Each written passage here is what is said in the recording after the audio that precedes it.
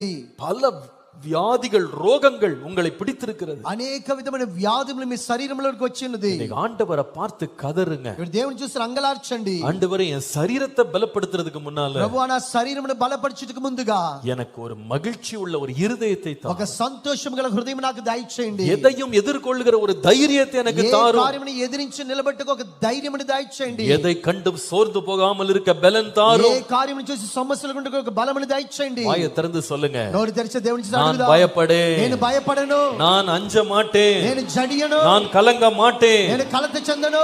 தேவன் என்னோடு கூட இருக்கிறார். నా యొక్క దేవుడు నాతో కూడా ఉన్నాడు. அவரே இருதயத்தின் கண்மலையாய் இருக்கிறார். ఆయన నా హృదయముకు కొండగా ఉన్నాడు. அவரே எனக்கு பலனாய் இருக்கிறார். ఆయన నాకు బలముగా ఉన్నాడు. அவரே எனக்கு சத்துவமாய் இருக்கிறார். ఆయన నాకు శక్తిగా ఉన్నాడు. அவரே என்னை காக்கிறவராய் இருக்கிறார். ఆయన కాపాడువాడుగా ఉన్నాడు. அவரே என்னை நடத்துகிறவராய் இருக்கிறார். నడిపించువాడుగా ఉన్నాడు. பயப்படாதீங்க, భయపడవద్దు. உங்க பிள்ளைகளை பற்றி கலங்காதீங்க. మీ పిల్లల్ని